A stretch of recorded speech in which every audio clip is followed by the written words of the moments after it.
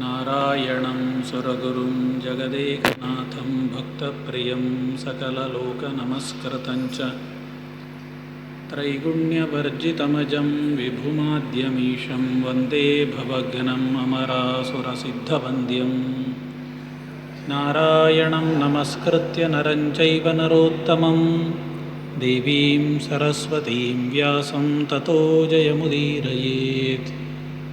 ಕೃಷ್ಣಂ ವಂದೇ ಮಂಥಪಾಶಧರಂ ದಿವ್ಯಾರ್ಭಕಾಕೃತಿಂ ಶಿಖಾಬಂಧತ್ರಯೋಪೇತಂ ಭೈಷ್ಮೀಮಧ್ವಕರಾರ್ಚಿತಂ ಅಭ್ರಮಂ ಭಂಗರಹಿತಂ ಅಜಡಂ ವಿಮಲಂ ಸದಾ ಆನಂದತೀರ್ಥಮತುಲಂ ಭಜೆ ತಾಪತ್ರಯಾಪಹಂ.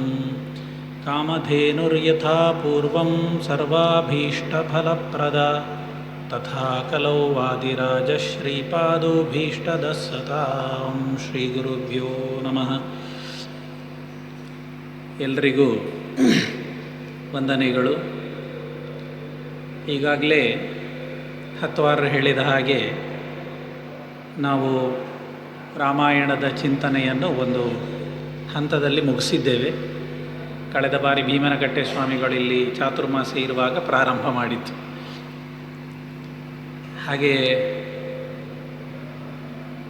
ಮತ್ತೆ ಪರಮಪೂಜ್ಯ ಸೋದೆಮಠಾಧೀಶರು ಅಧಿಕೃತವಾಗಿ ಬಾಲಕಾಂಡವನ್ನು 7 ದಿನ ಉಪನ್ಯಾಸ ಮಾಡುವ ಮೂಲಕ ನಿರಂತರ ಚಿಂತನೆಯನ್ನು ನಡೆಸಬೇಕು ಅಂತ ನಮ್ಮನ್ನೆಲ್ಲ ಆಶೀರ್ವಾದ ಮಾಡಿದರು.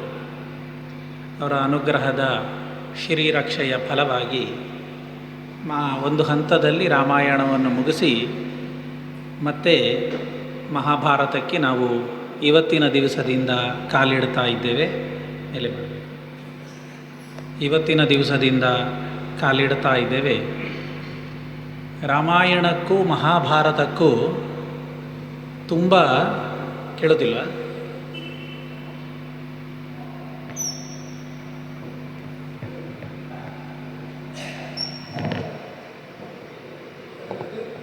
ರಾಮಾಯಣಕ್ಕೂ ಮಹಾಭಾರತಕ್ಕೂ ತುಂಬ ವ್ಯತ್ಯಾಸ ಉಂಟು. ರಾಮಾಯಣದಲ್ಲಿ ಕೇವಲ 24,000 ಶ್ಲೋಕಗಳಾದರೆ ಭಾರತದಲ್ಲಿ 1,00,000 ಶ್ಲೋಕ. ರಾಮಾಯಣದ ಕಥೆ ಅದು ನೇರವಾಗಿ ಒಂದೇ ದಾರಿಯಲ್ಲಿ ಸಾಗುವಂಥದ್ದು. ಭಾರತದ ಕಥೆ ಹಾಗಲ್ಲ. ವ್ಯಾಸರು ಎಲ್ಲೋ ವಿಷಯಗಳನ್ನು ಇನ್ನೆಲ್ಲೋ ಹೇಳಿಬಿಡ್ತಾರೆ. ಹಾಗಾಗಿ ಸಮಗ್ರವಾಗಿ ಮಹಾಭಾರತದ ಒಂದು ಕಲ್ಪನೆ ಇಲ್ಲದೆ ಹೋದರೆ ಕಲ್ಪನೆ ಇಲ್ಲದೆ ಹೋದರೆ ಉಪನ್ಯಾಸ ಮಾಡುವುದು ತುಂಬ ಕಷ್ಟ ಆಗ್ತದೆ. ಮಾತ್ರ ಅಲ್ಲ, ಅನೇಕ ಭಾಷಾ ಭೇದಗಳು, ಅದನ್ನು ಶ್ರೀಮದ್ ಆಚಾರ್ಯರು ತುಂಬ ಸುಂದರವಾಗಿ ನಿರೂಪಿಸಿದ್ದಾರೆ. ಭಾಷಾ ಭೇದಗಳು ಕೂಡ ಇಲ್ಲಿರುವುದರಿಂದಾಗಿ ಅದನ್ನು ಸರಿಯಾದ ರೀತಿಯಲ್ಲಿ ಅರ್ಥೈಸಿಕೊಂಡು ನಾವು ನಿರೂಪಿಸದೆ ಹೋದರೆ ಕೆಲವು ಬಾರಿ ಗ್ರಂಥಕ್ಕೆ ಅಪಚಾರ ಆಗುವ ಸನ್ನಿವೇಶವೂ ಬರುವುದರಿಂದಾಗಿ ಈ ಮಹಾಭಾರತದ ಉಪನ್ಯಾಸ ರಾಮಾಯಣಕ್ಕಿಂತ ಹೆಚ್ಚು ಕಷ್ಟ. ಆ ಕಾರಣದಿಂದ ಆಚಾರ್ಯ ಮಧ್ವರು ಭಾರತ ತಾತ್ಪರ್ಯ ನಿರ್ಣಯವನ್ನು ಬರೆದಿದ್ದಾರೆ. ಇದು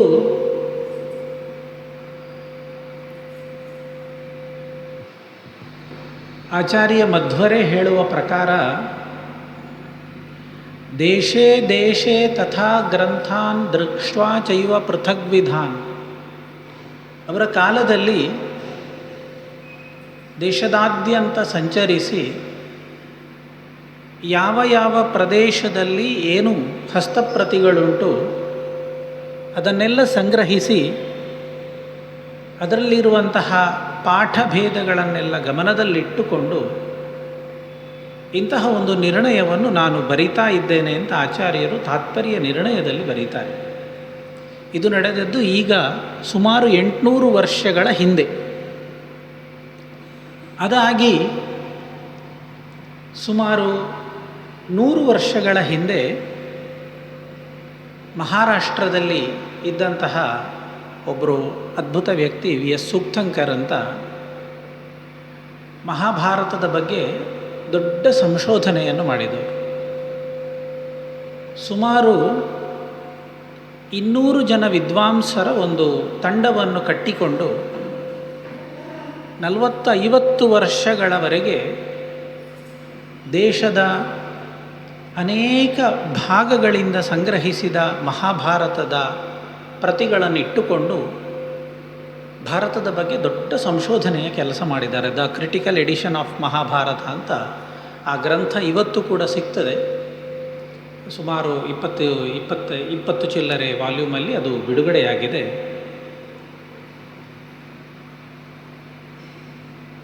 ಅವರು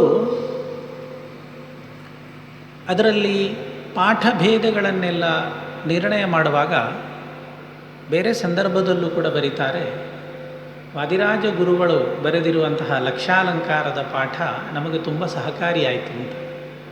ಹೀಗೆ ಆಚಾರ್ಯ ಮಧ್ವರ ನಂತರ ವಾದಿರಾಜ ಗುರುಗಳು ಲಕ್ಷಾಲಂಕಾರ ಅನ್ನುವ ಒಂದು ಅಪೂರ್ವ ಕೃತಿ ಮಹಾಭಾರತಕ್ಕೆ ಸಂಬಂಧಪಟ್ಟ ಹಾಗೆ ನೀಡಿದ್ದು ಇವತ್ತಿಗೂ ನಮ್ಮ ಹತ್ರ ಉಂಟು. ಕಾಲಕಾಲದಲ್ಲಿ ಬಂದಂತಹ ವಿದ್ವಾಂಸರೆಲ್ಲ ಇಂತಹ ಅನೇಕ ಮಾರ್ಗದರ್ಶಕವಾದ ದೀಪಗಳನ್ನು ಹಚ್ಚಿ ನಮ್ಮ ಮುಂದೆ ಇಟ್ಟರೂ ಕೂಡ ಮಹಾಭಾರತದ ದುರ್ಗಮ ಹಾದಿಯಲ್ಲಿ ಸಾಗುವುದು ಅಷ್ಟು ಸುಲಭ ಅಲ್ಲ.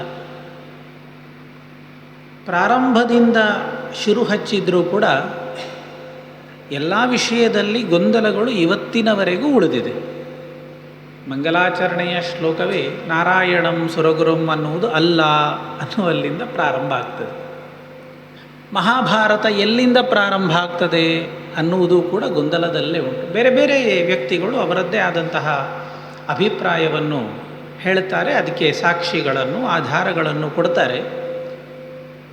ಅಂತೂ ಇವತ್ತು ಸಾಧಾರಣವಾಗಿ ನಮ್ಮ ಅಧ್ಯಯನದ ಹಿನ್ನೆಲೆಯಲ್ಲಿ ಪಲಿಮಾರು ಮಠದ ತತ್ವ ಸಂಶೋಧನಾ ಮಂದಿರದಿಂದ ಬಿಡುಗಡೆಯಾದ ಮಹಾಭಾರತದ ಪುಸ್ತಕ, ಅದು ಇತ್ತೀಚೆಗೆ ಬಿಡುಗಡೆಯಾದದ್ದು ಶ್ರೀಪಾದರ ಅನುಗ್ರಹದಿಂದ. ತುಂಬ ಉತ್ತಮವಾದ ಕೆಲಸವನ್ನು ಅವರು ಮಾಡಿದ್ದಾರೆ. ಕುಂಭಕೋಣಂನಲ್ಲಿ ವಾವಳ್ಳೆ ರಾಮಸ್ವಾಮಿ ಅಂತ ಅವರು ಕೂಡ ಈ ಹಿಂದೆಯೇ ಮಾಡಿದ್ದಾರೆ. ಅವರು ಮಹಾಭಾರತದ ಅನೇಕ ಆವರ್ಷನ್ಗಳು, ಒಂದು ಸುಮಾರು 7-8 ಭಾಗಗಳಲ್ಲಿ ಮಹಾಭಾರತವನ್ನು ಅವರು ಕೂಡ ಬರೆದಿದ್ದಾರೆ. ತುಂಬ ಒಳ್ಳೆಯ ಪ್ರತಿ ಅದು. ನಮಗೆಲ್ಲರಿಗೂ ಗೊತ್ತಿರುವ ಹಾಗೆ ಭಾರತ ದರ್ಶನ ಪ್ರಕಾಶನ ಅಂತ ಈ ಸಣ್ಣ ಸಣ್ಣ ಪುಸ್ತಕಗಳನ್ನು ಕನ್ನಡದಲ್ಲಿ ಮಾಡ್ತಾ ಇದ್ದರು. ಅದು ಸುಮಾರು 30-35 ವಾಲ್ಯೂಮ್ಗಳಲ್ಲಿ ಅವರು ಅನೇಕ ವರ್ಷಗಳಿಂದ ಅದೊಂದು ಸೇವಾ ರೂಪದಲ್ಲಿ ನಡೆಸ್ತಾ ಬಂದಿದ್ದಾರೆ. ಗೀತಾ ಪ್ರೆಸ್ ಗೋರಖ್ಪುರ್ ಅವರದ್ದು ಮೂಲ ಸಂಸ್ಕೃತ ಶ್ಲೋಕ ಹಿಂದಿ ವ್ಯಾಖ್ಯಾನದ ಹರಿವಂಶವನ್ನು ಸೇರಿಸಿದ 7 ಪ್ರತಿಗಳುಂಟು. ಹೀಗೆ ಬೇರೆ ಬೇರೆ ಪ್ರತಿಗಳು ಇವತ್ತಿಗೂ ಕೂಡ ನಮ್ಮಲ್ಲಿ ಸಿಗ್ತಾ ಇರುವಂಥದ್ದು. ಪಾಠಭೇದ, ಅಧ್ಯಾಯ ಭೇದ ಇದೆಲ್ಲ ಅನೇಕ ನಾವಿದರಲ್ಲಿ ಕಾಣ್ತೇವೆ. ಅದರಲ್ಲಿ ಇದಮಿತ್ತಂ ಎಂದು ನಿರ್ಣಯ ಕೊಡುವಂಥದ್ದು ಅದು ದೊಡ್ಡ ಕಷ್ಟ ಸಾಧ್ಯದ ಕೆಲಸ. ಇವತ್ತು ಈ ಆದಿಪರ್ವದ 2ನೇ ಪರ್ವ ಸಂಗ್ರಹ ಪರ್ವ ಅಂತ ಒಂದು 2ನೇ ಅಧ್ಯಾಯ ಅದು. ಅದರಲ್ಲಾಗುವಾಗ ಇದರಲ್ಲಿ ಎಷ್ಟು ಪರ್ವಗಳು ಬರ್ತದೆ, ಪ್ರತಿ ಪರ್ವದಲ್ಲಿ ಯಾವ ಅಧ್ಯಾಯದಲ್ಲಿ ಏನು ವಿಷಯಗಳನ್ನು ನಿರೂಪಿಸ್ತಾರೆ ಅಂತಲೇ ಒಂದು ದೊಡ್ಡ ಸಂಗ್ರಹ ಮಾಡಿ ಕೊಟ್ಟಿದ್ದಾರೆ ಪ್ರಾರಂಭದಲ್ಲೇ. ನಮ್ಮ ಇವತ್ತಿನ ಭಾಷೆಯಲ್ಲಿ ಹೇಳಬೇಕಂದ್ರೆ ಒಂದು ಇಂಡೆಕ್ಸ್ ರೀತಿಯಲ್ಲಿ. ಆದರೆ ಮಹಾಭಾರತವನ್ನು ನೋಡಿದರೂ ಕೂಡ ಅದರಲ್ಲಿ ಹೇಳಿದಷ್ಟು ನಮಗೆ ಸಿಕ್ಕುವುದಿಲ್ಲ. ಅದರಲ್ಲಿ ಹೇಳಿದ ಅಧ್ಯಾಯಗಳ ಸಂಖ್ಯೆ ಇರಬಹುದು, ವಿಷಯಗಳಿರಬಹುದು, ಇದೆಲ್ಲವೂ ಕೂಡ ಆ್ಯಸ್ ಇಟ್ ಈಸ್ ಆಗಿ ನಮಗೆ ಇವತ್ತು ಸಿಗ್ತಾ ಇಲ್ಲ. ಆದ್ದರಿಂದ ಸಾಕಷ್ಟು ಪ್ರಕ್ಷೇಪ ವಿಕ್ಷೇಪಗಳು ಮಹಾಭಾರತಕ್ಕೆ ಸಂಬಂಧಪಟ್ಟ ಹಾಗೆ ಆಗಿದೆ ಅನ್ನುವುದು ಸ್ಪಷ್ಟ. ಇದನ್ನೆಲ್ಲ ಮನಸ್ಸಿನಲ್ಲಿಟ್ಟುಕೊಂಡ ಆಚಾರ್ಯ ಮಧ್ವರು ನಮಗೆ ಕೊಟ್ಟಂತಹ ದೊಡ್ಡ ಸಂದೇಶ, ಜಾಗ್ರತೆ ಏನು ಅಂದರೆ, ಕ್ವಚಿತ್ ಗ್ರಂಥಾನ್ ಪ್ರಕ್ಷಿಪಂತಿ ಕ್ವಚಿದ್ ಅಂತರಿತಾನಪಿ ಕುರ್ಯುಹು ಕ್ವಚಿಚ್ಚ ವ್ಯತ್ಯಾಸಂ ಪ್ರಮಾದಾತ್ ಕ್ವಚಿದನ್ಯಥ. ಯಾಕೆ ಈ ಗ್ರಂಥಗಳಲ್ಲಿ ಇಂತಹ ಗೊಂದಲ ನಮಗೆ ಬರ್ತದೆ? ವೇದವ್ಯಾಸರು ಬರೆದದ್ದು ಒಂದೇ ಭಾರತ, ನಮಗೆ ಯಾಕೆ ಗೊಂದಲ ಬರ್ತಾ ಉಂಟು ಅಂತ ಕೇಳಿದರೆ, ಹೇಳ್ತಾರೆ ಕ್ವಚಿತ್ ಗ್ರಂಥಾನ್ ಪ್ರಕ್ಷಿಪಂತಿ. ಯಾರೋ ದಾಕ್ಷಿಣಾತ್ಯರಿರಬಹುದು, ಔತ್ತರೇಯರಿರಬಹುದು, ಆ ಕಾಲ ಇನ್ನೂ ಕೂಡ ನಮ್ಮ ಟೈಪಿಂಗ್, ಮುದ್ರಣ, DTP ಇದೆಲ್ಲ ಬಾರದೇ ಇದ್ದ ಕಾಲ. ತಾಳೆಗರಿಗಳಲ್ಲಿ ಅಕ್ಷರವನ್ನು ಕೂತು ಬರಿತಾ ಇದ್ದಂತಹ ಹೊತ್ತಿನಲ್ಲಿ ಬರೆಯುವ ವ್ಯಕ್ತಿ ಎಂಥವನೋ ಅವನ ವ್ಯಕ್ತಿಯ ಸ್ವಭಾವವು ಗ್ರಂಥಗಳಲ್ಲಿ ಕಾಣ್ತಾ ಇತ್ತು. ಉದಾಹರಣೆಗೆ, ಯಾರಾದರೂ ಒಬ್ಬ ದೊಡ್ಡ ಶಿವಭಕ್ತ, ಅವನಿಗೆ ವಿಷ್ಣು ದ್ವೇಷ ಉಂಟು. ಎಲ್ಲಾದರೂ ವಿಷ್ಣು ಸ್ತುತಿ ಇದರಲ್ಲಿ ಬಂತು ಅಂತಂದರೆ ಅದನ್ನು ತೆಗೆದು ಬಿಡ್ತಾ ಇದ್ದರು. ಯಾರೋ ಒಬ್ಬ ದೊಡ್ಡ ವಿಷ್ಣು ಭಕ್ತ ಶಿವನನ್ನು ನೋಡಿದರೆ ಆಗುವುದಿಲ್ಲ, ದೊಡ್ಡ ಶಿವಭಕ್ತ ವಿಷ್ಣುವನ್ನು ನೋಡಿದರೆ ಆಗುವುದಿಲ್ಲ. ಆಗ ಆ ಶಿವಸ್ತುತಿಯೋ ವಿಷ್ಣು ಸ್ತುತಿಯೋ ಕೃಷ್ಣ ಸ್ತುತಿಯೋ ಏನೋ ಒಂದು ಇದ್ದದ್ದನ್ನು ಅವ ತನಗೆ ಬೇಕಾದದ್ದನ್ನಲ್ಲಿ ಸೇರಿಸಿ ಅಲ್ಲಿ ಇದ್ದದ್ದನ್ನು ತೆಗಿತಾ ಇತ್ತು. ಯಾವ ಒಬ್ಬ ವ್ಯಕ್ತಿ ಅದನ್ನು ಮಾಡ್ತಾನೆ, ನಂತರ ಆ ಹಸ್ತಪ್ರತಿಯನ್ನು ನೋಡಿ ಮತ್ತೆ ಯಾರೆಲ್ಲ ಕಾಪಿ ಮಾಡ್ತಾ ಇದ್ರು ಎಲ್ಲ ದಿಕ್ಕಿಗೂ ಆ ಪಾಠ ಹೋಗ್ತಾ ಇತ್ತು. ಕ್ವಚಿತ್ ಗ್ರಂಥಾನ್ ಪ್ರಕ್ಷಿಪಂತಿ, ಇದ್ದಂತಹ ಪಾಠವನ್ನು ತೆಗೆಯುವುದು.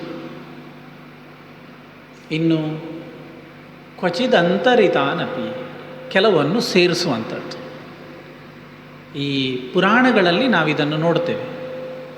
ಇವತ್ತು ಎಷ್ಟು ಸ್ಥಳ ಪುರಾಣಗಳು, ಸ್ಕಾಂದ ಪುರಾಣವನ್ನು ತೆಗೆದರೆ ನಮ್ಗೆ ಗೊತ್ತಾಗ್ತದೆ ಎಷ್ಟು ಸ್ಥಳ ಪುರಾಣಗಳು. ಭವಿಷ್ಯ ಪುರಾಣದಲ್ಲಾಗುವಾಗ ಇಂಗ್ಲೆಂಡಿನ ರಾಣಿಯ ಕಥೆಗಳು ಕೂಡ ಇವತ್ತುಂಟು, ಮುದ್ರಣವಾದ ಪುಸ್ತಕದಲ್ಲಿ ಅದೂ ಎಲ್ಲ ಕೂಡ ಉಂಟು. ನಮಗೆ ಸ್ಪಷ್ಟ ಆಗ್ತದೆ ಇದು ವ್ಯಾಸರ ಪುರಾಣ ಅಲ್ಲ, ಯಾರೋ ಆಧುನಿಕ ವ್ಯಾಸರ ಅದನ್ನೆಲ್ಲ ಬರೆದು ಹಾಕಿದ್ದಾರೆ ಅಂತ. ತನಗೆ ಬೇಕಾದ, ತಮಗೆ ಬೇಕಾದ ವಸ್ತುಗಳನ್ನು ವಿಷಯಗಳನ್ನು ಶ್ಲೋಕ ರೂಪದಲ್ಲಿ ಬರೆದು ಪುರಾಣಗಳಲ್ಲಿ ಸೇರಿಸಿ ಗಟ್ಟಿಗೊಳಿಸುವ, ಶಾಶ್ವತಗೊಳಿಸುವ ಒಂದು ಕೆಲಸ ಅನಾದಿ ಕಾಲದಿಂದ ನಡೀತಾ ಇದ್ದದ್ದು ಆಚಾರ್ಯ ಮಧ್ವರ ಕಾಲದಲ್ಲಿತ್ತು. ಇದು ಇವತ್ತಲ್ಲ, 800 ಶತಮಾನಗಳ ಹಿಂದೆ ಈ ಪದ್ಧತಿ ಇತ್ತು. ಅದನ್ನು ಆಚಾರ್ಯರು ನಮಗೆ ಜಾಗ್ರತೆ ಹೇಳ್ತಾರೆ. ಕ್ವಚಿದ್ ಅಂತರಿತಾನಪಿ ಕುರ್ಯುಹು ಕ್ವಚಿಚ್ಚ ವ್ಯತ್ಯಾಸ. ಅದು ಯಾರೋ ಹೇಳಿದ್ದು, ಕೃಷ್ಣ ಹೇಳಿದ್ದು ಅಂತ ಇರ್ತದೆ, ಅದನ್ನು ತೆಗೆದು ಇನ್ಯಾರೋ ಹೇಳಿದ್ದು ಅಂತ ಮಾಡಿಬಿಡ್ತಾರೆ. ಈ ನಮ್ಮಲ್ಲಿ ಕಿಡಿಗೇಡಿಗಳು ಅಂತ ಕರಿತೇವಲ್ಲ, ಆ ರೀತಿಯಲ್ಲಿ ಯಾರೋ ಹೇಳಬೇಕಾದ್ದನ್ನು ಇನ್ಯಾರೋ ಹೇಳಿದರು, ಎಲ್ಲೋ ನಡೆದದ್ದನ್ನು ಇನ್ನೆಲ್ಲೋ ನಡೆಯಿತು ಅನ್ನುವ ರೀತಿಯಲ್ಲಿ ಕುರ್ಯುಹು ಕ್ವಚಿಚ್ಚ ವ್ಯತ್ಯಾಸಂ, ಇಂತಹ ಅನೇಕ ವ್ಯತ್ಯಾಸಗಳು ಮಾಡಿ ಹಾಕ್ತಾರೆ.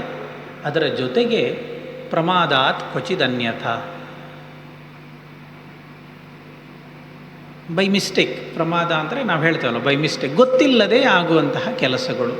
ಯಾವುದೋ ಒಂದು ಹಸ್ತಪ್ರತಿಯನ್ನು ಮತ್ತೆ ಬರಿಬೇಕು ಅಂತ ಕೂತಿದ್ದಾನೆ, ಗಾಳಿ ಬಂದು ಮೇಲಿದ್ದದ್ದು ಹಾರಿ ಹೋಯಿತು, ಮತ್ತೆ ಅವ ಎರಡನೇದರಲ್ಲಿ ಮುಂದುವರಿಸ್ತಾನೆ. ಅಲ್ಲಿ ಒಂದು ಹಸ್ತಪ್ರತಿಯಲ್ಲಿ ಇರಬೇಕಾದಷ್ಟು ವಿಷಯಗಳು ಇನ್ನೊಂದು ಪ್ರತಿಗೆ ಬರುವುದಿಲ್ಲ, ಎಲ್ಲೋ ತಪ್ಪಿ ಹೋಗಿ ಬಿಡ್ತದೆ.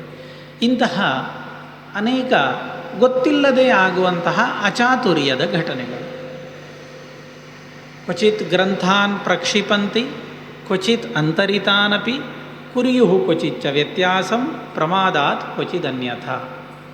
ಈ ಎಲ್ಲ ಕಾರಣದಿಂದಾಗಿ ಪುರಾಣ ಸಾಹಿತ್ಯ ಮತ್ತು ಮಹಾಭಾರತ ದೊಡ್ಡ ಪೆಟ್ಟು ತಿಂದಿತು. ಸರಿಯಾದ ಪಾಠ ನಿರ್ಣಯ, ಅಧ್ಯಾಯ ನಿರ್ಣಯ, ಗ್ರಂಥ ನಿರ್ಣಯ ಇವತ್ತು ಬಹುತೇಕ ಮಟ್ಟಿಗೆ ಕಷ್ಟ ಸಾಧ್ಯ ಅನ್ನುವಂತಹ ಸ್ಥಿತಿಗೆ ನಾವು ಬಂದು ತಲುಪಿದ್ದೇವೆ ಹೇಳುವುದು ನಮ್ಮ ದೌರ್ಭಾಗ್ಯ. ಆದ್ದರಿಂದ ಮಹಾಭಾರತವನ್ನು ನಾವು ನೋಡುವಾಗ ರಾಮಾಯಣಕ್ಕೆ ಇಲ್ಲದ ಕಷ್ಟ ಹೇಳಿದರೆ ಇದು. ಯಾವ ಪಾಠವನ್ನು ನಿರ್ಣಯ ಮಾಡಬೇಕು, ಇದೇ ಪಾಠವನ್ನು ಯಾಕೆ ನಿರ್ಣಯ ಮಾಡಬೇಕು, ಎರಡೂ ಪ್ರಶ್ನೆ. ಈ ಪಾಠವನ್ನು ಯಾಕೆ ನಿರ್ಣಯ ಮಾಡಬೇಕು, ಇದನ್ನೇ ಯಾಕೆ ನಿರ್ಣಯ ಮಾಡಬೇಕು, ಬೇರೆಯದ್ದನ್ನು ಯಾಕೆ ಬಿಡಬೇಕು ಅನ್ನುವಂತಹ ಅನೇಕ ಗೊಂದಲಗಳು ಪ್ರಾಮಾಣಿಕವಾದ ಸಂಶೋಧಕನ ಮನಸ್ಸಿನಲ್ಲಿ ಬರ್ತದೆ. ಆ ಎಲ್ಲ ಸಂದರ್ಭದಲ್ಲಿಯೂ ನಮಗೆ ದಾರಿ ತೋರಿಸುವಂತಹ ಒಂದೇ ಒಂದು ಗ್ರಂಥ ಹೇಳಿದರೆ ತಾತ್ಪರ್ಯ ನಿರ್ಣಯ. ಅದು ಮಹಾಭಾರತಕ್ಕೆ ಮಾತ್ರ ಆಚಾರ್ಯರು ಕೊಟ್ಟರು. ಅದನ್ನಿಟ್ಟುಕೊಂಡು ನಾವು ಬೇರೆ ಅನೇಕ ಕಡೆಗಳಲ್ಲಿ ಅದರ ಅನ್ವಯವನ್ನು ಮಾಡಲಿಕ್ಕಾಗ್ತದೆ. ಎಲ್ಲೋ ಗೊಂದಲದಲ್ಲಿ ದಾರಿ ತಪ್ಪಿ ನಮಗೆ ಮಾರ್ಗ ಸಿಕ್ಕುವುದಿಲ್ಲ ಅಂತಂದಾಗ ತಾತ್ಪರ್ಯ ನಿರ್ಣಯ ನಮಗೇನೋ ಒಂದು ಹೊಸ ದಾರಿಯನ್ನು ತೋರಿಸಿಕೊಡ್ತದೆ, ಹೊಸ ಅರ್ಥವನ್ನು ನಮ್ಮ ಮುಂದೆ ತೆರೆದಿಡ್ತದೆ. ಆದ್ದರಿಂದ ಮಹಾಭಾರತವನ್ನು ಅಧ್ಯಯನ ಮಾಡುವಂತಹ ಯಾವ ವ್ಯಕ್ತಿ ಇರಬಹುದು, ಅವ ಮಾಧ್ವನೇ ಆಗಬೇಕು ಅಂತಿಲ್ಲ, ಯಾವ ವ್ಯಕ್ತಿ ಬೇಕಾದರೆ ಆಗಿರ್ಬೋದು. ಅವ ತಾತ್ಪರ್ಯ ನಿರ್ಣಯದ ಜೊತೆಯಲ್ಲಿ ಅಧ್ಯಯನ ಮಾಡಿದರೆ ಮಾತ್ರ ಮಹಾಭಾರತ ಸ್ಪಷ್ಟ ಆಗ್ತದೆ, ಇಲ್ಲದಿದ್ದರೆ ಸ್ಪಷ್ಟ ಆಗುವುದಿಲ್ಲ. ಮಾತ್ರ ಅಲ್ಲ, ಈ ಆಚಾರ್ಯರು ಮಾಡಿದ್ದು ಇವತ್ತಿನ ನಮ್ಮ ಭಾಷೆಯಲ್ಲಿ ಹೇಳಬೇಕು ಅಂತಂದರೆ, ನಮ್ಮ ವಿಶ್ವವಿದ್ಯಾಲಯಗಳಲ್ಲಿ PhD ಮಾಡ್ತಾರೆ, ಸಂಶೋಧನಾ ಪ್ರಬಂಧ ಅಂತ. ಆ ರೀತಿಯ ಕೆಲಸ. ಕೇವಲ ಒಂದು ಮಹಾಭಾರತಕ್ಕೆ ಅರ್ಥ ಬರೆದದ್ದು ಮಾತ್ರ ಅಲ್ಲ, ಇದೊಂದು ಸಂಶೋಧನಾ ವಿದ್ಯಾರ್ಥಿಗಳಿಗೆ ಇರುವಂತಹ ಮಾರ್ಗದರ್ಶನದ ಕೈಪಿಡಿ. ಒಬ್ಬ ಸಂಶೋಧಕನ ಮನಸ್ಸು ಯಾವ ರೀತಿಯಲ್ಲಿರಬೇಕು, ತನ್ನ ವಿಚಾರಗಳು ತನ್ನ ಧೋರಣೆಗಳನ್ನು ಅದರಲ್ಲಿ ತಾನು ಸಿಕ್ಕಿಸಬಾರ್ದು, ಯಥಾರ್ಥವಾದ ವಿಷಯವನ್ನು ನಿರೂಪಿಸಲಿಕ್ಕೆ ಎಷ್ಟು ಕಷ್ಟಪಡಬೇಕು ಅನ್ನುವಂತಹ ದಿಗ್ದರ್ಶನವನ್ನು ಆಚಾರ್ಯ ಮಧ್ವರು ತಾತ್ಪರ್ಯ ನಿರ್ಣಯದ ಜೊತೆಯಲ್ಲಿ ನಮಗೆ ಕೊಟ್ಟದ್ದು. ಭಾರತದ ಉಪನ್ಯಾಸದಲ್ಲಿ ನಾವು ತಾತ್ಪರ್ಯ ನಿರ್ಣಯವನ್ನೂ ಜೊತೆಯಲ್ಲಿ ಇಟ್ಟುಕೊಳ್ಬೇಕಾಗ್ತದೆ. ಇನ್ನು ಈಗಾಗಲೇ ಹತ್ವಾರು ಹೇಳಿದ ಹಾಗೆ ಯದಿ ಹಾಸ್ತಿ ತದನ್ಯತ್ರ ಎನ್ನೇ ಹಾಸ್ತಿ ನ ತತ್ ಕ್ವಚಿತ್ ಅಂತ. ಇಲ್ಲಿ ಏನೆಲ್ಲ ವಿಚಾರಗಳನ್ನು ವೇದವ್ಯಾಸರು ಹೇಳಿದ್ದಾರೆ, ಪ್ರಪಂಚದಲ್ಲಿ ಅದು ಎಲ್ಲ ಉಂಟು. ಒಂದು ವೇಳೆ ಇಲ್ಲಿ ಇಲ್ಲ ಅಂದರೆ ಅದು ಮತ್ತೆಲ್ಲೂ ಇಲ್ಲ ಅನ್ನುವಷ್ಟು ಮಹಾಭಾರತದ ಹೆಗ್ಗಳಿಕೆ.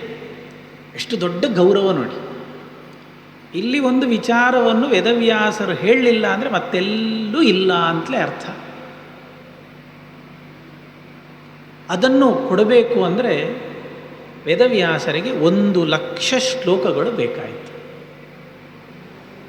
ಸುಮ್ಮನೆ ಒಂದು 10,000 ಶ್ಲೋಕ ಮಹಾಭಾರತಕ್ಕೆ ಬೇರೆ ಬೇರೆ ಹೇಳ್ತಾರೆ. 8 ಶ್ಲೋಕ ಸಹಸ್ರಾಣಿ 8 ಶ್ಲೋಕ ಶತಾನಿ ಚ ಅಹಂ ವೇತ್ಮಿ ಶುಕೋ ವೇತ್ತಿ ಸಂಜಯೋ ವೇತ್ತಿ ವಾ ನವ.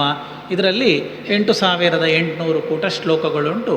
ಅದನ್ನು ನನಗೆ ಗೊತ್ತುಂಟು, ಶುಕನಿಗೆ ಗೊತ್ತುಂಟು, ಸಂಜಯನಿಗೆ ಅದು ಅರ್ಥ ಆಗ್ತದಾ ಇಲ್ವೋ ಗೊತ್ತಿಲ್ಲ ಅಂತ ವೇದವ್ಯಾಸರು ಹೇಳಿದಂತಹ ಶ್ಲೋಕಗಳೆಲ್ಲ ಉಂಟು. ಅಂತೂ ಸಾಧಾರಣ ರೀತಿಯಲ್ಲಿ ಹೇಳುವಾಗ 1,00,000 ಶ್ಲೋಕದಲ್ಲಿ ಯಾವುದೂ ಇದರಲ್ಲಿ ಇಲ್ಲದೆ ಹೋಗಲಿಕ್ಕಿಲ್ಲ ಅನ್ನುವಷ್ಟು ಸಂಗ್ರಹ ಮಾಡಿ ಕೊಟ್ಟಿದ್ದಾರಲ್ಲ, ಅದು ಅದ್ಭುತವಾದ ಕ್ರಮ. ಕೇವಲ ಮಹಾಭಾರತ ಅಂದರೆ ಅಣ್ಣ ತಮ್ಮಂದಿರು ಆಸ್ತಿಗಾಗಿ ಜಗಳ ಮಾಡಿಕೊಂಡ ಕಥೆ ಅಷ್ಟೇ. ಇದು ಹೇಳಲಿಕ್ಕೆ ಮಹಾಭಾರತ ಯಾಕೆ? ನಮ್ಮ ಮನೆಯೋ ನಮ್ಮ ಆಚೆ ಈಚೆ ಮನೆಯನ್ನು ನೋಡಿದರೆ ಗೊತ್ತಾಗ್ತದೆ. ಆಚೆ ಮನೆಯವ ಬೇಲಿಯನ್ನು ಈಚೆ ಹಾಕ್ತಾನೆ, ಈಚೆ ಮನೆಯವ ಆಚೆ ಹಾಕ್ತಾನೆ. ಅಪ್ಪನ ಆಸ್ತಿಗೆ ಮಕ್ಕಳು ಜಗಳ ಮಾಡಿಕೊಳ್ತಾರೆ, ಕೋರ್ಟಿಗೆ ಹೋಗ್ತಾರೆ, ಫೈಟಿಂಗ್ ಮಾಡಿಕೊಳ್ತಾರೆ. ಇದಕ್ಕೆ ಮಹಾಭಾರತ ಯಾಕೆ ಓದಬೇಕು? ಪ್ರತಿ ಮನೆಯಲ್ಲೂ ಮಹಾಭಾರತ ಉಂಟು. ಅದಕ್ಕೆ ಪ್ರವಚನ ಆಗಲಿ ಗ್ರಂಥ ಅಧ್ಯಯನ ಆಗಲಿ ಯಾವುದು ಬೇಡ.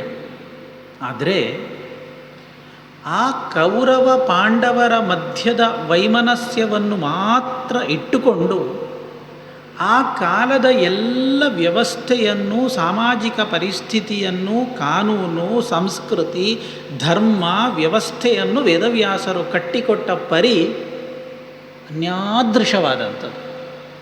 ಕೇವಲ ಇದೊಂದು ಜಗಳದ ಕಥೆ ಅಲ್ಲ. ನಮ್ಮ ಧರ್ಮವನ್ನು, ನಮ್ಮ ಸಂಸ್ಕೃತಿಯನ್ನು ನಮ್ಮ ಮುಂದೆ ತೆರೆದಿಡುವಂತಹ ಅಪೂರ್ವವಾದ ಕಥೆ.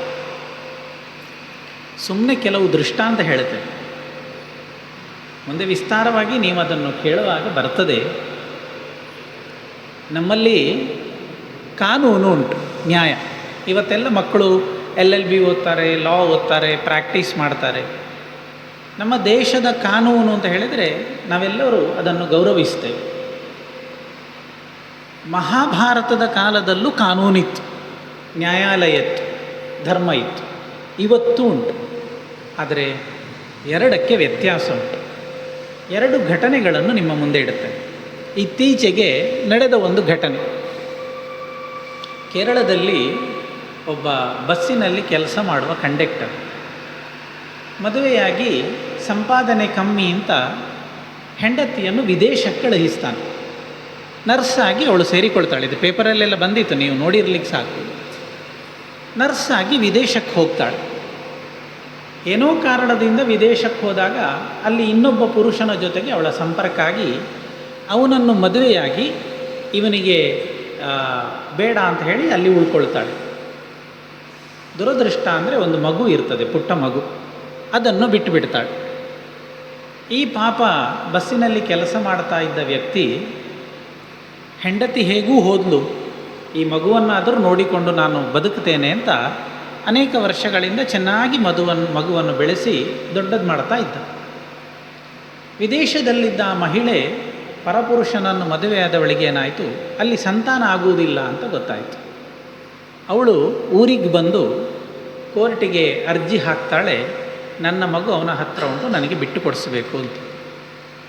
ಇವತ್ತಿನ ಕಾನೂನು ಅವಳ ಮಾತನ್ನು ಕೇಳುತ್ತದೆ, ಮಗಳನ್ನು ಅವನಿಗೆ ಕೊಡಬೇಕು ಅಂತ ಇವನಿಗೆ ಆದೇಶ ಮಾಡ್ತದೆ. ಕೋರ್ಟಿನ ಮಾತನ್ನು ಮೀರಲಿಕ್ಕಾಗದೆ ಈ ವ್ಯಕ್ತಿ ಮಗಳನ್ನು ಆ ಹೆಂಗಸಿಗೆ ಕೊಟ್ಟು ಕಳುಹಿಸಿಕೊಡ್ತಾನೆ. ತಾನು ಆತ್ಮಹತ್ಯೆ ಮಾಡಿಕೊಳ್ತಾನೆ ಬೇಸರದಿಂದ. ಬದುಕಿಗೆ ಇದ್ದಂಥದ್ದು ಒಂದೇ ಒಂದು ಮಗು, ಬೇರೆ ಯಾವುದೂ ಆಶ್ರಯ ಇರಲಿಲ್ಲ.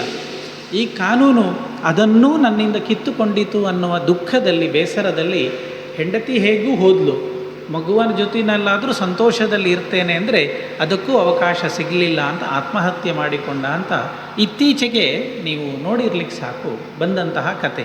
ಇದು ಇವತ್ತಿನ ಕಾನೂನಿನ ವ್ಯವಸ್ಥೆ. ಮಹಾಭಾರತದ ಕಾನೂನು ಹಾಗಲ್ಲ. ಆ ಕಾನೂನಿಗೆ ಕೇವಲ ಒಂದು ಕಾನೂನಿನ ಚೌಕಟ್ಟು ಮಾತ್ರ ಅಲ್ಲ, ಮಾನವೀಯತೆಯ ಚೌಕಟ್ಟು ಕೂಡ ಇತ್ತು. ಉದಾಹರಣೆಗೆ,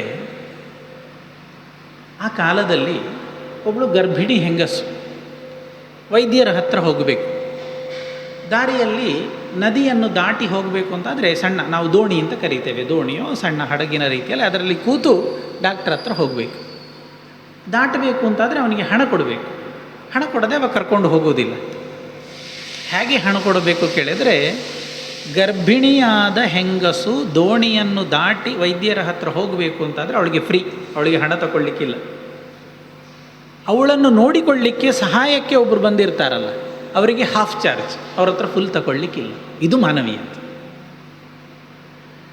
ಅರ್ಧ ಗರ್ಭಿಣಿಗೆ ಪೂರ್ತಿ ವಿನಾಯಿತಿ, ಸಹಾಯಕ್ಕೆ ಬಂದವರ ಹತ್ರ ಅರ್ಧ ಮಾತ್ರ ತಗೊಳ್ಬೇಕು ಅಂತ ಅವಳು ಹೋಗುವಂಥದ್ದು ವಿಹಾರಕ್ಕಲ್ಲ, ಸಂತೋಷ ಪಡಲಿಕ್ಕಲ್ಲ, ತನ್ನ ದೇಹದ ಪರೀಕ್ಷೆಗೋಸ್ಕರ ವೈದ್ಯರ ಬಳಿಗೆ ಹೋಗ್ತಾ ಇದ್ದಾಳೆ.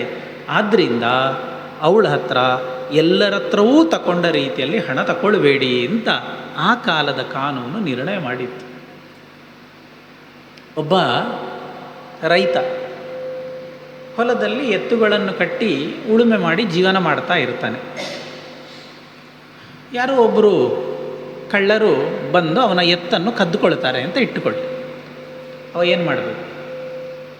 ಮಹಾಭಾರತ ಹೇಳ್ತದೆ, ತನ್ನ ಉಳುಮೆಗೆ ಆಧಾರವಾಗಿದ್ದ ಎತ್ತುಗಳನ್ನು ಕಳ್ಳರು ಬಂದು ಕದ್ದುಕೊಂಡ್ರು ಅಂತ ರೈತನಿಗೆ ಗೊತ್ತಾದರೆ ತಕ್ಷಣ ಹೋಗಿ ಪೊಲೀಸ್ ಹತ್ರ ಕಂಪ್ಲೇಂಟ್ ಕೊಡಬೇಕು. ಆಗಿನ ಕಾಲದಲ್ಲಿ ಆರಕ್ಷಕರು, ರಾಜಭಟರು ಅವರ ಹತ್ರ ಕಂಪ್ಲೇಂಟ್ ಕೊಡಬೇಕು. ಈ ಆರಕ್ಷಕರು ಕಂಪ್ಲೇಂಟ್ ಬರ್ಕೊಂಡು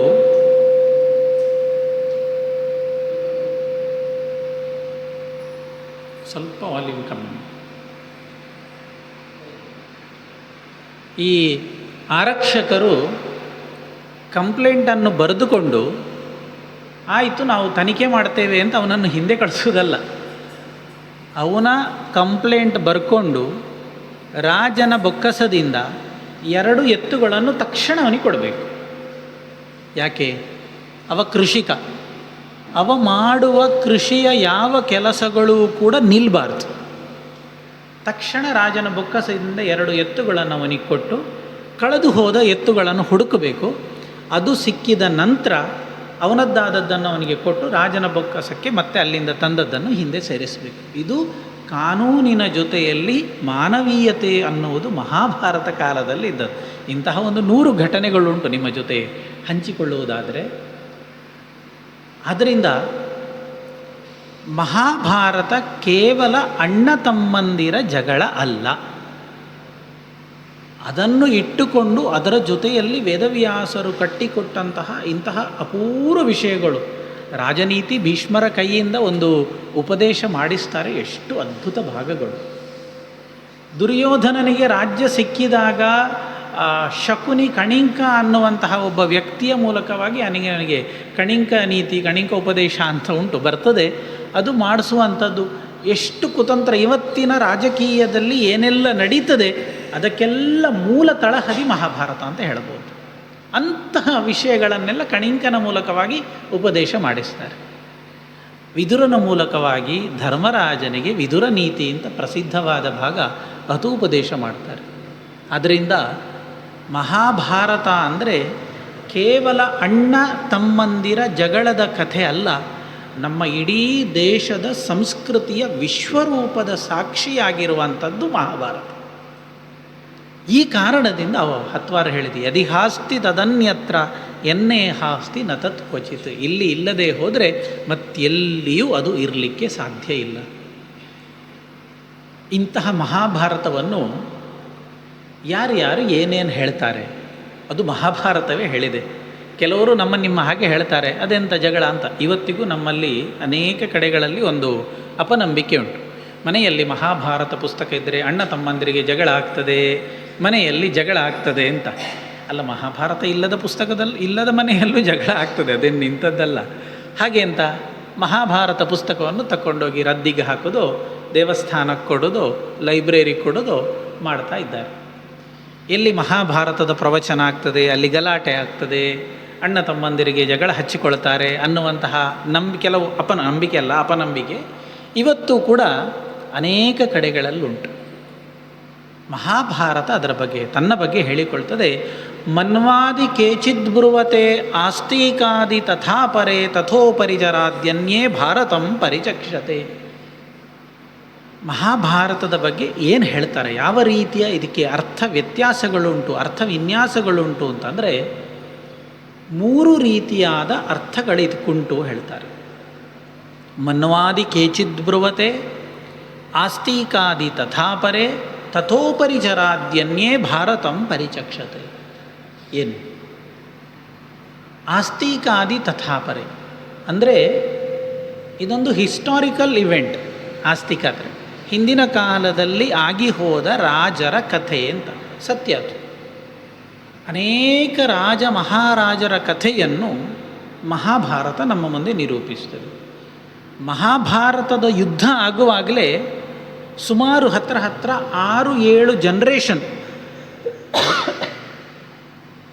ಬಾಹ್ಲೀಕನಿಂದ ಪ್ರಾರಂಭಿಸಿ, ಬಾಹ್ಲೀಕ ರಾಜ ಆ ಕಾಲದಲ್ಲಿದ್ದ ಸೀನಿಯರ್ ಮೋಸ್ಟ್, ಅವನಿಂದ ಪ್ರಾರಂಭಿಸಿ ಈ ಅಭಿಮನ್ಯುವಿನವರೆಗೆ ಸುಮಾರು 6-7 ತಲೆಮಾರುಗಳು ಏಕಕಾಲದಲ್ಲಿ ಭಾಗವಹಿಸಿದ್ದಂತಹ ದೊಡ್ಡ ಯುದ್ಧ.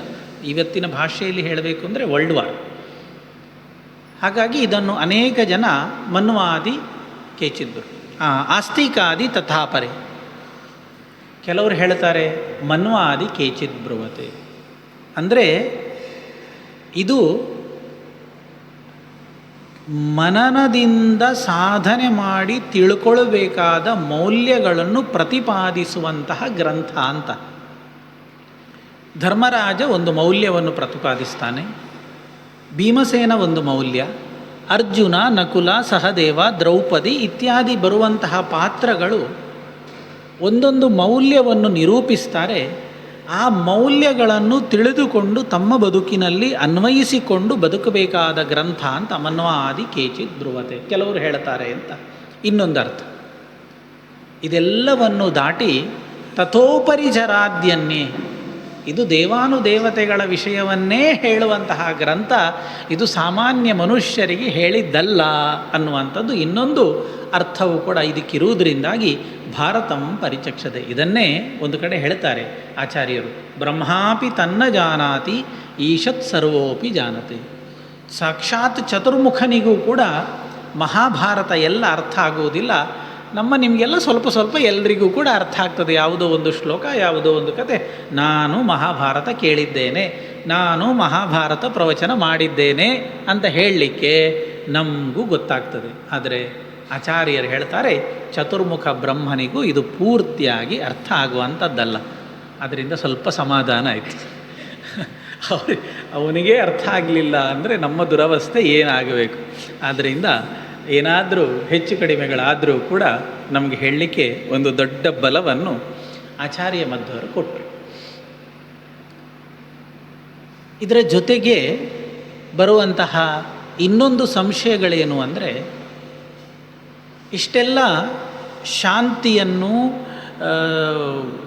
ಸಮಾಧಾನವನ್ನು ಹೇಳಿದ ಕೃಷ್ಣ ಆ ಕಾಲದಲ್ಲಿ ಇದ್ದಾಗ ಕೃಷ್ಣನ ಮುಂದೆಯೇ ಇಷ್ಟು ದೊಡ್ಡ ಯುದ್ಧ ಆಯ್ತಲ್ಲ ಅಂತ.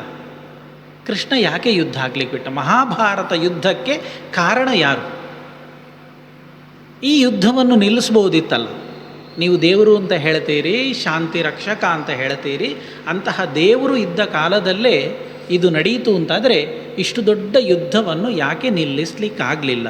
ಯಾಕೆ ಕೃಷ್ಣ ನಿಲ್ಲಿಸಲಿಲ್ಲ ಅನ್ನುವಂಥದ್ದು ಮಹಾಭಾರತದ ಬಗ್ಗೆ ಬರುವಂತಹ ಇನ್ನೊಂದು ಪ್ರಶ್ನೆ. ಎಲ್ಲ ದಿಕ್ಕಿನಲ್ಲಿ ಹಾಗೆ ಬರ್ತದೆ. ರಾಮಾಯಣದಲ್ಲೂ ಹಾಗೆ.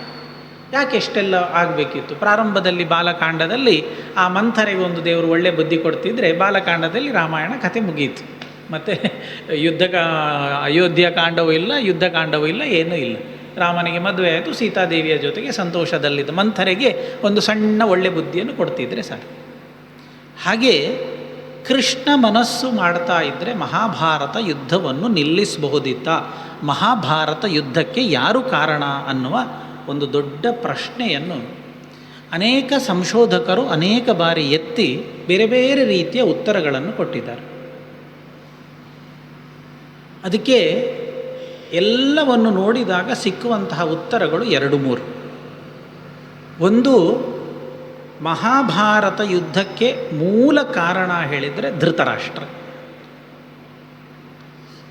ಅವ ತನ್ನ ಪುತ್ರರ ಮೇಲಿದ್ದ ಕುರುಡು ಪ್ರೇಮದಿಂದಾಗಿ ಕೊನೆಯವರೆಗೂ ಕೂಡ ತನ್ನ ಮಕ್ಕಳಿಗೆ ಬೆಂಬಲವನ್ನು, ಸಹಾಯವನ್ನು, ಅವರ ಪ್ರಚೋದನೆಯನ್ನು ನಿರಂತರ ಮಾಡಿದ್ದರ ಪರಿಣಾಮವಾಗಿ ಮಹಾಭಾರತ ನಡೆಯಿತು ಅಂತ ಸ್ಪಷ್ಟವಾಗಿ ಹೇಳಬಹುದು. ಇನ್ನು ಕೇವಲ ಧೃತರಾಷ್ಟ್ರ ಮಾತ್ರ ಅಲ್ಲ, ಒಂದು ದೃಷ್ಟಿಯಿಂದ ನೋಡಿದರೆ ಭೀಷ್ಮರೂ ಕೂಡ ಕಾರಣವೇ. ಯಾಕಂದರೆ ಆ ಕಾಲದ ಎಲ್ಲ ವೀರರಲ್ಲಿ ದೊಡ್ಡ ಸ್ಥಾನವನ್ನು ಪಡೆದುಕೊಂಡಿದ್ದವರು ಭೀಷ್ಮರು. ಭೀಷ್ಮರು ಒಂದು ಮಾತನ್ನು ಹೀಗಾಗಬೇಕು ಅಂತಂದರೆ ಅದನ್ನು ದಾಟುವ ಶಕ್ತಿ ಆಗಲಿ, ಧೈರ್ಯ ಆಗಲಿ ಆ ಕಾಲದಲ್ಲಿ ಯಾರಿಗೂ ಇರಲಿಲ್ಲ. ನಾವದು ಮುಂದೆ ನೋಡ್ತೀರಿ. ಈ ರಾಜಸೂಯ ಯಾಗದ ಅವಭೃತದಲ್ಲಿ ಪ್ರಾರಂಭದಲ್ಲಾಗುವಾಗ ಕೃಷ್ಣನಿಗೆ ಅಗ್ರ ಪೂಜೆ ಯಾಕೆ ಬೇಕು ಅಂತ ಶಿಶುಪಾಲ ಗಲಾಟೆ ಮಾಡ್ತಾನೆ. ಆಗ ಭೀಷ್ಮರು ಎದ್ದು ನಿಂತು ಮಾತನಾಡುವಂತಹ ಮಾತು, ಇಲ್ಲಿರುವಂತಹ ಯಾವ ರಾಜರನ್ನು ಕೂಡ ನಾನು ಹುಲ್ಲಿನಷ್ಟು ಕೂಡ ಪರಿಗಣನೆ ಮಾಡುವುದಿಲ್ಲ, ನಗಣಯಾಮ್ಯೇತ ಅನ್ನಂತ ಹೇಳ್ತಾನೆ. ಇವರನ್ನು ಹುಲ್ಲಿನಷ್ಟು ಕೂಡ ನಾನು ಲೆಕ್ಕಕ್ಕೆ ತಗೊಳ್ಳೋದಿಲ್ಲ. ಧೈರ್ಯ ಇದ್ದರೆ ಯಾರಾದರೂ ನನ್ನ ಜೊತೆ ಯುದ್ಧಕ್ಕೆ ಬನ್ನಿ ಅಂತ ವಯೋವೃದ್ಧರಾದ ಭೀಷ್ಮರು ಆ ಕಾಲದಲ್ಲಿ ಕರೆದಿದ್ದನ್ನು ಮಹಾಭಾರತ ದಾಖಲು ಮಾಡುತ್ತದೆ. ಆದರೆ ಅಂತಹ ಭೀಷ್ಮರಿಗೆ ಮಹಾಭಾರತ ಯುದ್ಧವನ್ನು ತಡೆಯುವ ಶಕ್ತಿ ಇತ್ತು, ಅವರು ತಡೀಲಿಲ್ಲ. ಎಷ್ಟು ಅಸಹಾಯಕರಾಗಿ ಆ ಸನ್ನಿವೇಶದಲ್ಲಿ ಕೂತುಬಿಟ್ರು ಅಂದರೆ, ಆ ದ್ರೌಪದಿಯ ವಸ್ತ್ರಾಪಹಾರ ಕಾಲದಲ್ಲೆಲ್ಲ ಅಂತಹ ಪುಣ್ಯಾತ್ಮನ ಕಣ್ಣ ಮುಂದೆ ಆ ಘಟನೆ ನಡಿಲಿಕ್ಕೆ ಹೋದರೂ ಕೂಡ ನನಗೆ ಯಾವುದು ಸರಿ ಯಾವುದು ತಪ್ಪು ಅಂತ ನಿರ್ಣಯ ಮಾಡುವ ಶಕ್ತಿ ಇಲ್ಲ ಅಂತ ಹೇಳಿ ಜಾರಿಕೊಂಡು ಬಿಡ್ತಾರೆ. ಅದರಿಂದ ಒಬ್ಬ ಕುರುಡು ದೊರೆಯಾದ, ಮಕ್ಕಳ ಮೇಲೆ ಕುರುಡು ಪ್ರೇಮವನ್ನು ಹರಿಸಿದ, ರಾಜಸಿಂಹಾಸನದಲ್ಲಿ ಕೂತ ಧೃತರಾಷ್ಟ್ರ ಮಹಾಭಾರತ ಯುದ್ಧಕ್ಕೆ ನೇರ ಕಾರಣ. ಎರಡನೆಯದ್ದು, ಅನೇಕ ಬಾರಿ ಮೌನವಾಗಿ ಮಾತಾಡದೆ ಅವರ ಜೊತೆಗೆ ಸಹಕಾರ ಮಾಡಿದಂತಹ ಭೀಷ್ಮಾದಿಗಳು, ದ್ರೋಣರು ಕೂಡ ಸೇರ್ತಾರೆ. ಇವರು ಕೂಡ ಮಹಾಭಾರತ ಯುದ್ಧಕ್ಕೆ ಒಂದು ಹಂತದಲ್ಲಿ ಕಾರಣ ಅಂತ ನಾವು ಹೇಳಬಹುದು. ಮತ್ತು ಕರ್ಣ ಇತ್ಯಾದಿಗಳು ಅವರ ಜೊತೆಗೆ ಸೇರಿಕೊಳ್ತಾರೆ.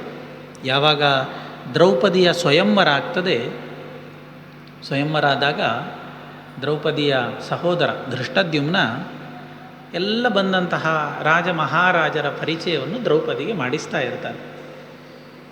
ಆಗ ಕರ್ಣನ ಪರಿಚಯವನ್ನು ಮಾಡಿಸುವಂತಹ ಪ್ರಸಂಗದಲ್ಲಿ ದ್ರೌಪದಿ ದೊಡ್ಡ ಸಭೆ ಅದು, ಸ್ವಯಂವರದ ಸಭೆ ಅಂದರೆ ಈಗಿನ ಮದುವೆ ಮಂಟಪ ಅಂತ ಇಟ್ಟುಕೊಳ್ಳಿ, ಅರ್ಥ ಆಗಲಿಕ್ಕೋಸ್ಕರ ಮಾತ್ರ.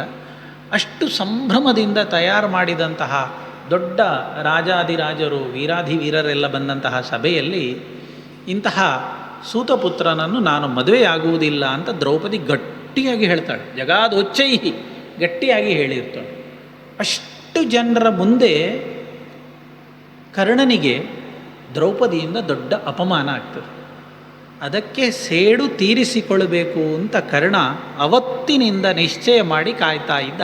ಅದರ ಪರಿಣಾಮವಾಗಿ ಇದೆಲ್ಲ ಮತ್ತೆ ನಡೆದು ಬರ್ತದೆ. ಹೀಗೆ ಒಂದು ದೃಷ್ಟಿಯಿಂದ ಪ್ರತಿಯೊಬ್ಬರೂ ಕಾರಣರಾಗ್ತಾರೆ. ಆದರೆ ಮುಖ್ಯ ಕಾರಣ ಅಂತ ನಾವಿಟ್ಟುಕೊಂಡ್ರೆ, ಯಾರೂ ಪಟ್ಟಾಭಿಷೇಕ ಮಾಡದೆ ಸಿಂಹಾಸನದಲ್ಲಿ ಕೂತು ತನ್ನನ್ನು ತಾನು ರಾಜ ಅಂತ ಘೋಷಿಸಿಕೊಂಡ ಧೃತರಾಷ್ಟ್ರ ಮುಖ್ಯ ಭೂಮಿಕೆಯಲ್ಲಿ ಬರ್ತಾನೆ. ಎಷ್ಟು ಆ ಧೃತರಾಷ್ಟ್ರನ ಮಕ್ಕಳ ಕುರಿತಾದ ಕುರುಡು ಪ್ರೇಮ ಇತ್ತು ಅಂದರೆ, ಸಾಕ್ಷಾತ್ ಗಾಂಧಾರಿಯೇ ಹೇಳ್ತಾಳೆ, ತಪ್ಪು ಮಾಡ್ತಾ ಇದ್ದಿ, ನಿನ್ನ ಮಕ್ಕಳನ್ನು ನಿಲ್ಲಿಸು, ಇವರು ಹೋಗುವ ದಾರಿ, ಇವರು ಮಾಡುವ ಕೆಲಸಗಳು ಯಾವುದೂ ಸರಿಯಿಲ್ಲ ಹೇಳ್ತಾಳೆ. ಅಲ್ಲಿ ಸ್ವಯಂ ಸಭೆಯಲ್ಲಿ ದ್ರೌಪದಿಯ ವಸ್ತ್ರಾಪಹಾರ ಆಗುವಾಗ, ನಿನ್ನ ವಂಶ ನಿರ್ವಂಶ ಆಗಿ ಹೋಗ್ತದೆ ಧೃತರಾಷ್ಟ್ರ, ನಿನ್ನ ಮಕ್ಕಳನ್ನು ತಡಿ, ಅವರನ್ನು ನಿಯಂತ್ರಿಸು, ಇಲ್ಲದಿದ್ದರೆ ಮುಂದೆ ದೊಡ್ಡ ಕಷ್ಟ ಬರ್ತದೆ ಅಂತ ದ್ರೌಪದಿ ಹೇಳುವಾಗ ಧೃತರಾಷ್ಟ್ರ ಹೇಳ್ತಾನೆ, ಅಂತಃಕಾಮಂ ಕುಲಸ್ಯಾಸ್ತು ನ ಶಕ್ನೋಮಿ ನಿವಾರಿತು, ವಂಶನಾಶ ಆಗಿ ಹೋದರೆ ಹೋಗಲಿ, ನನ್ನ ಮಗನನ್ನು ತಡೆಯುವ ಶಕ್ತಿ ನನಗೆ ಈಗ ಇಲ್ಲ ಅಂತ ಹೇಳಿಬಿಡ್ತಾನೆ ಧೃತರಾಷ್ಟ್ರ. ಅಂತಹ ಗಾಂಧಾರಿ ಆ ಕಾಲದಲ್ಲಿದ್ದಂತಹ ದೊಡ್ಡ ಮಹಿಳೆ. ಹೀಗೆ ಅವಳು ಕೂಡ ನಿಯಂತ್ರಿಸಲಿಕ್ಕೆ ತುಂಬ ಪ್ರಯತ್ನ ಮಾಡ್ತಾಳೆ. ಇವರೆಲ್ಲ ಯಾರೆಲ್ಲ ಪ್ರಯತ್ನ ಪಟ್ಟರೂ ಕೊನೆಗೆ ನಿಲ್ಲುವಂಥದ್ದು ಶಾಶ್ವತವಾಗಿ ಧೃತರಾಷ್ಟ್ರನ ಕುರುಡು ಪ್ರೇಮ ಮಕ್ಕಳನ್ನು ಪ್ರತಿ ಬಾರಿಯೂ ರಕ್ಷಣೆ ಮಾಡ್ತದೆ. ತನ್ನ ಹೆಂಡತಿಗೆ ವಿರುದ್ಧವಾಗಿ, ತನ್ನ ತಮ್ಮನಾದ ವಿದುರನಿಗೆ ವಿರುದ್ಧವಾಗಿ, ಎಲ್ರಿಗೂ ವಿರುದ್ಧವಾಗಿ ಧೃತರಾಷ್ಟ್ರ ತನ್ನ ಮಕ್ಕಳಿಗೆ ಸಪೋರ್ಟ್ ಮಾಡ್ತಾನೆ. ಮುಂದೆ ಬರ್ತದೆ ಆ ಭಾಗ ಉಪನ್ಯಾಸದಲ್ಲಿ. ಗಾಂಧಾರಿ ನಾವು ಎಣಿಸಿದಷ್ಟು ಸಣ್ಣ ಹೆಣ್ಣಲ್ಲ.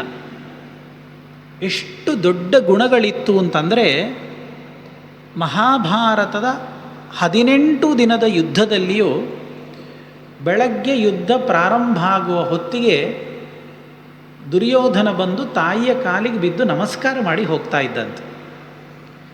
ನಮಸ್ಕಾರ ಮಾಡುವಾಗ ಏನು ಪ್ರಾರ್ಥನೆ ಇತ್ತು?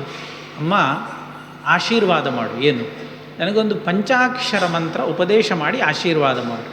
ಯಾವ ಪಂಚಾಕ್ಷರ ಅಂದರೆ ಜಯೋಸ್ತು ತವ, ನಿನಗೆ ಜಯವಾಗಲಿ ಅನ್ನುವ ಪಂಚಾಕ್ಷರ ಮಂತ್ರದಿಂದ ನನಗೆ ಆಶೀರ್ವಾದ ಮಾಡು ಅಂತ ಮಗ, ಹಿರಿಮಗ ತಾಯಿಗೆ ಕಾಲಿಗೆ ಹಿಡಿದು ನಮಸ್ಕಾರ ಮಾಡಿದರೆ ಯೋಚನೆ ಮಾಡಿ ಎಂತಹ ಪ್ರಸಂಗ. 11 ಅಕ್ಷೋಹಿಣಿ ಸೈನ್ಯವನ್ನು ಒಟ್ಟು ಮಾಡಿದ್ದಾನೆ. ಎದುರಿನಲ್ಲಿ 7 ಅಕ್ಷೋಹಿಣಿ ಸೈನ್ಯ ಉಂಟು. ದೊಡ್ಡ ಯುದ್ಧಕ್ಕೆ ಸಿದ್ಧ ಆಗಿದೆ. ಯುದ್ಧದಲ್ಲಿ ಏನಾಗ್ತದೆ, ಯಾರು ಉಳಿತಾರೆ, ಯಾರು ನಾಶ ಆಗ್ತಾರೆ ಏನೂ ಗೊತ್ತಿಲ್ಲ.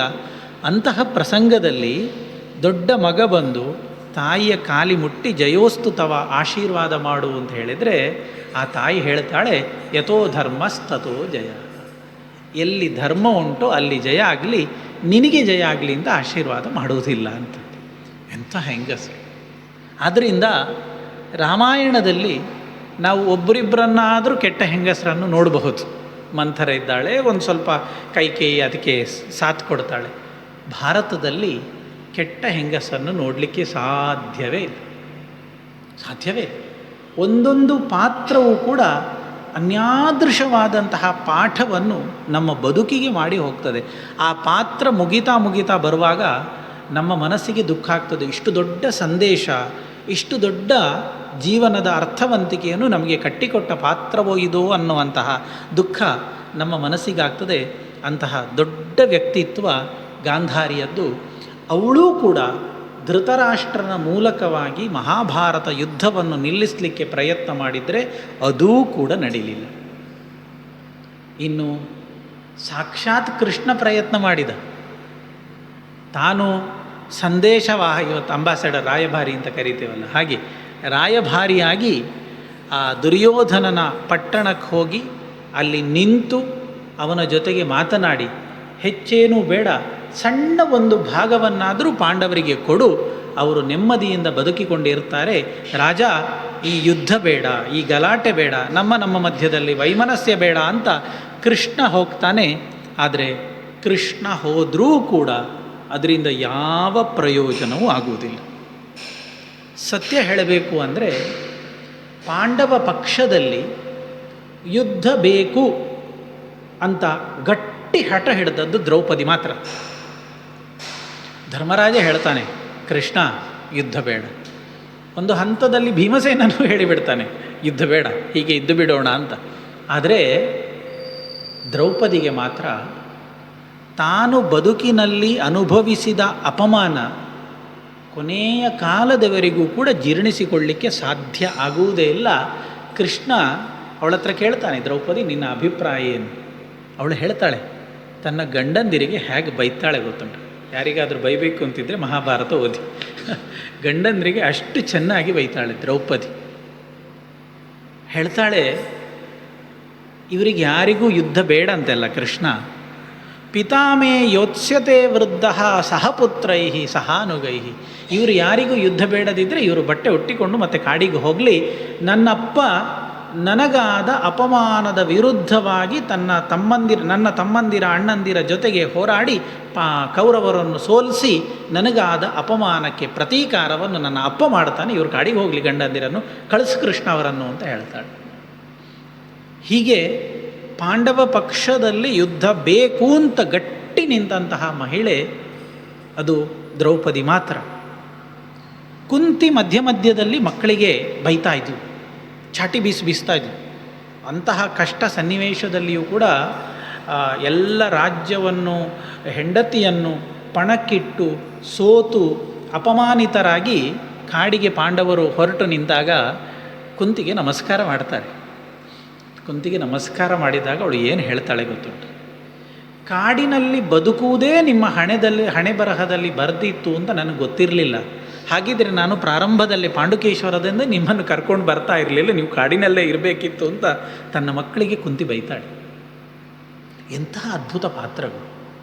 ಈ ಎಲ್ಲ ಪಾತ್ರಗಳು ಕೂಡ ಯುದ್ಧವನ್ನು ನಿಲ್ಲಿಸಲಿಕ್ಕೆ, ಸಮಾಧಾನಗೊಳಿಸಲಿಕ್ಕೆ ಇದೆಲ್ಲ ಮಾಡಿದರೂ ಕೂಡ ಕೊನೆಯ ಹಂತದಲ್ಲಾಗುವಾಗ ಇದೆಲ್ಲವನ್ನು ಮೀರಿ ಮಹಾಭಾರತ ಯುದ್ಧ ನಡೀತದೆ. ಇದೆಲ್ಲವೂ ಒಂದು ಹೊರಗಿನ ದೃಷ್ಟಿಕೋನದಿಂದ ಆಯಿತು ಅಂತಾದರೆ ಅಂತತಃ ನೋಡಿದರೆ ಇಡೀ ಮಹಾಭಾರತ ಯುದ್ಧ ನಡೆದಕ್ಕೆ ಕಾರಣ ಪರಶುರಾಮ. ಯಾಕೆ?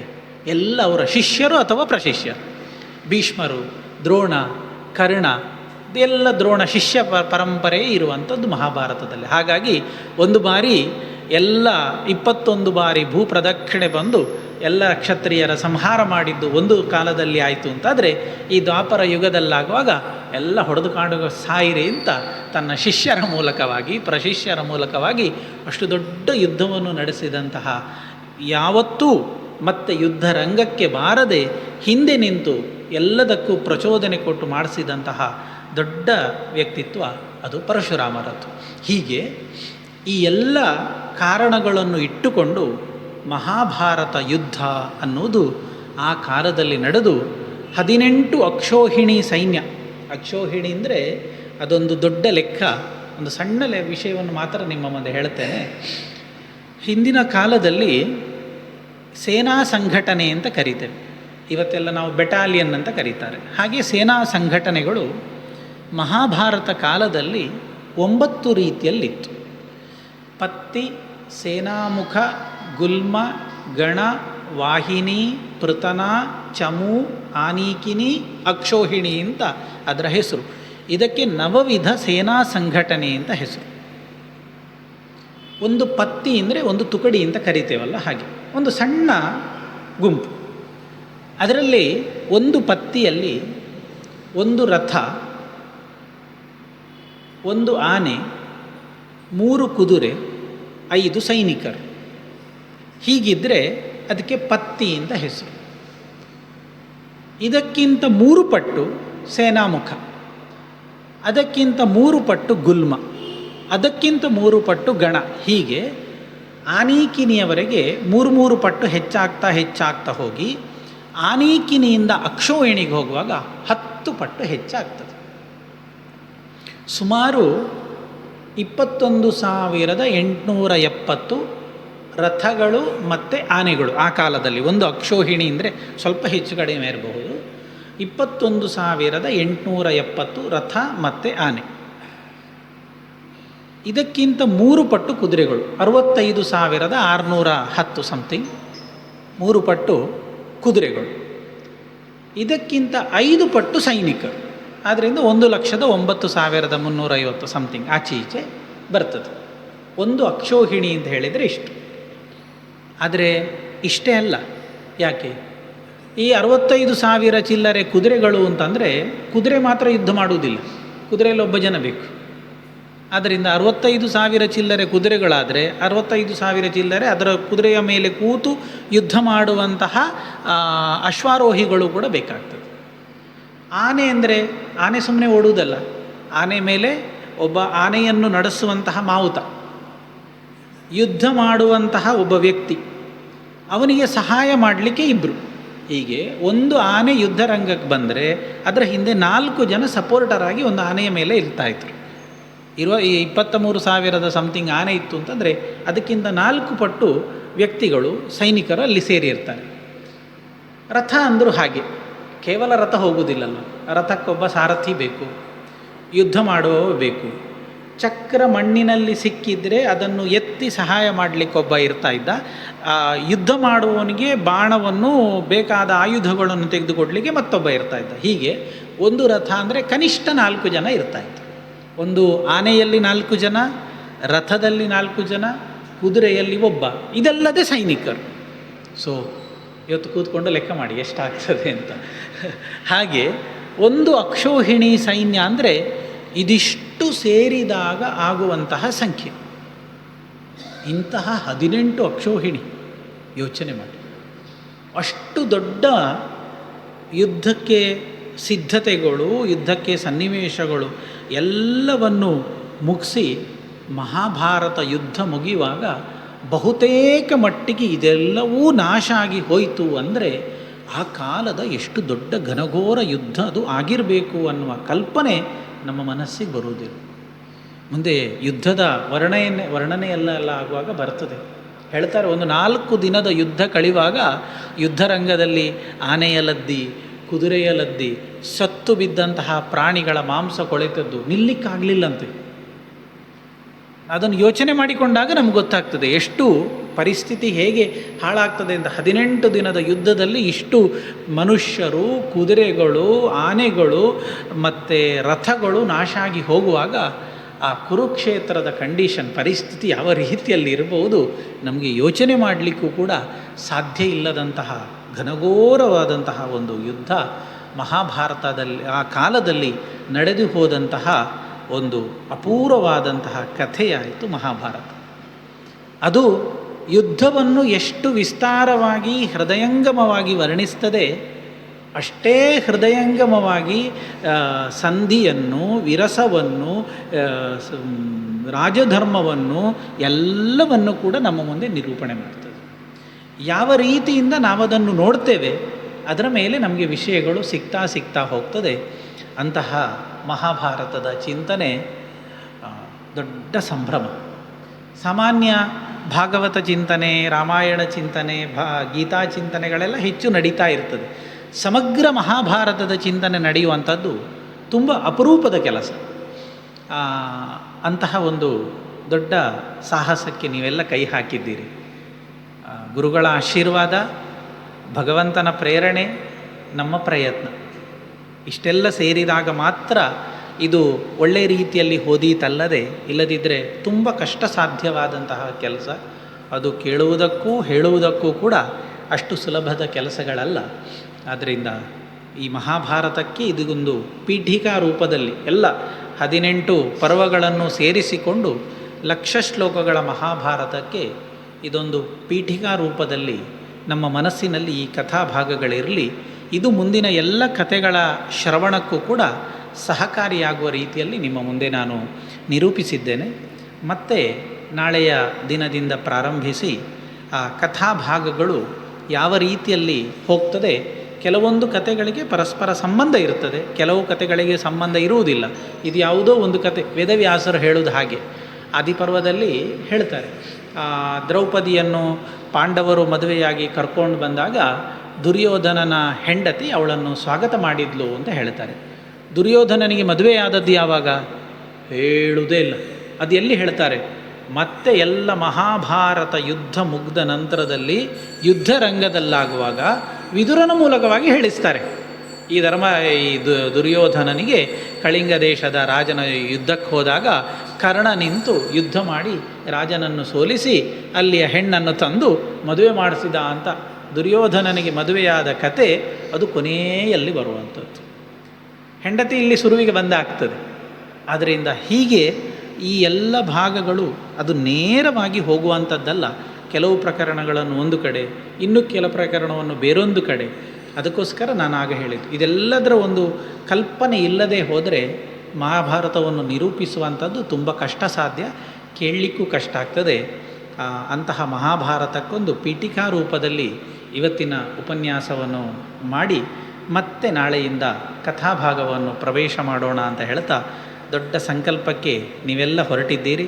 ಭಗವಂತ ನಮ್ಮಿಂದ ಕೆಲಸವನ್ನು ಮಾಡಿಸಲಿ. ವ್ಯಾಸಾಯ ವಿಷ್ಣುರೂಪಾಯ ವ್ಯಾಸರೂಪಾಯ ವಿಷ್ಣವೇ, ನಮ್ಮ ನಂಬಿಕೆ ಹಾಗೆ. ಕೋಕ್ಯನ್ಯಃ ಪುಂಡರೀಕಾಕ್ಷಾತ್ ಮಹಾಭಾರತ ಕೃದ್ಭವೇತ್. ರಾಮಾಯಣವನ್ನು ಬರೆದಂಥದ್ದು ವಾಲ್ಮೀಕಿ, ಆದರೆ ಮಹಾಭಾರತ ಸಾಕ್ಷಾತ್ ಭಗವಂತನೇ ಬರೆದದ್ದು ಅನ್ನುವುದು ನಮ್ಮೆಲ್ಲರ ನಂಬಿಕೆ, ನಮ್ಮೆಲ್ಲರ ಶ್ರದ್ಧೆ. ಎಲ್ಲ ಜ್ಞಾನ ಪರಂಪರೆಯನ್ನು ನಮಗೆ ಕೊಟ್ಟದ್ದು ವೇದವ್ಯಾಸರು. ಆದ್ದರಿಂದ ಮೊನ್ನೆ ತಾನೇ ಹೋದಂತಹ ಹುಣ್ಣಿಮೆ, ಗುರುಪೂರ್ಣಿಮೆ ಅಂತ ಕರಿತೇವೆ, ನಾವು ಅದರಲ್ಲಿ ವೇದವ್ಯಾಸರನ್ನೇ ನಮ್ಮ ಎಲ್ಲರೂ ಪೂರ್ತಿ ದೇಶದಲ್ಲಿ ಎಲ್ಲ ಜ್ಞಾನಗಳಿಗೂ ಏಕೈಕ ಗುರು ಅಂತ ಹೇಳಿದರೆ ಅದು ವೇದವ್ಯಾಸರು ಮಾತ್ರ. ಅದರಿಂದಾಗಿ ವ್ಯಾಸೋಚ್ಛಿಷ್ಟಂ ಜಗತ್ಸರ್ವಂ ಅಂತ ಬಂದದ್ದು. ಅಂತಹ ವ್ಯಾಸರ ಮುಖವಾಣಿಯಾದ ಮಹಾಭಾರತ ಮುಂದೆ ಏನು ವಿಚಾರ ಹೇಳ್ತದೆ ನಾಳೆ ಸೇರಿದಾಗ ಚಿಂತನೆ ಮಾಡೋಣ ಅಂತ ಹೇಳ್ತಾ ಶ್ರೀಕೃಷ್ಣ ಅರ್ಪಣಮಸ್ತು.